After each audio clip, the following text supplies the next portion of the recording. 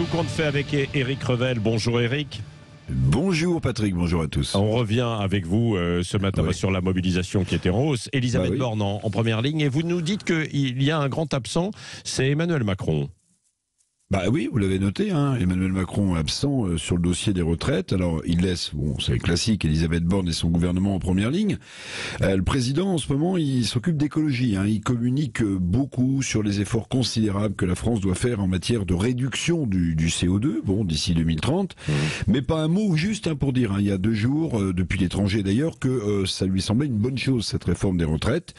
Pas de déplacement non plus en France, de programmer, non, en ce moment, alors que son agenda de déplacement à l'international ne cesse de gonfler. Le président de la République a visité 40 pays depuis qu'il est aux affaires. Il est annoncé d'ailleurs, pour une visite d'État aux Pays-Bas prochainement. La France va livrer de nouveaux canons César à l'Ukraine.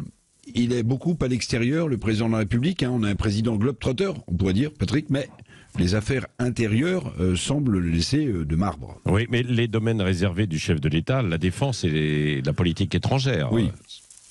Oui, vous avez raison. Traditionnellement, c'est vrai que le statut de président de la République s'inscrit dans ces 2 domaines réservés que vous venez de rappeler. La défense, c'est le chef des armées. Puis la guerre en Ukraine monopolise évidemment toutes les attentions.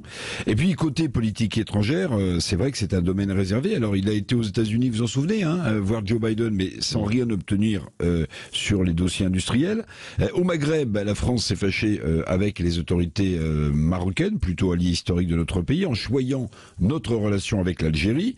Nos relations évidemment avec la Russie sont mauvaises. La Chine ne semble pas accorder beaucoup d'importance à notre pays, on n'est pas son sujet. Puis je ne sais pas si vous l'avez noté, mais les pays africains, Mali et Burkina Faso en tête, mettent à la porte le contingent militaire français. Donc, d'accord, domaine réservé la politique étrangère, mais il faudra aussi faire le bilan. Alors c'est vrai, à sa décharge, la pression internationale est très forte en ce moment sur la France et donc sur le président de la République. Le monde globalement va mal, mais notre pays ne serait-il pas lui aussi en mal d'un président absent dans le débat actuel, dans le débat français? Puis ce sondage qui a dû faire beaucoup de mal à l'Élysée, 63% des Français considèrent qu'Emmanuel Macron n'est pas un bon président de la République. Oui, mais en coulisses tout de même, sur la réforme des retraites, Éric Revel, c'est bien Emmanuel Macron qui est à la manœuvre, non? Et d'ailleurs, ça ne vous a pas échappé. Il avait convié quelques journalistes et éditorialistes à l'Élysée il y a quelques jours, avant les manifs.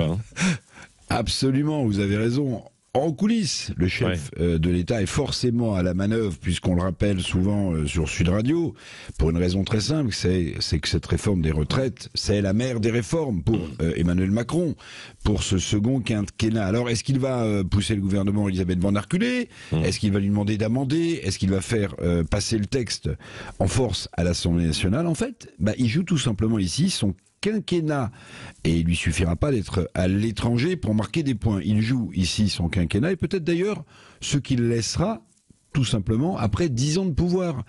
Emmanuel Macron, Patrick, a débuté en voulant faire de la France, vous vous en souvenez, une start-up nation. Attention que son bilan politique ne ressemble pas plutôt à une TPE, une toute petite entreprise. Merci Éric Revel.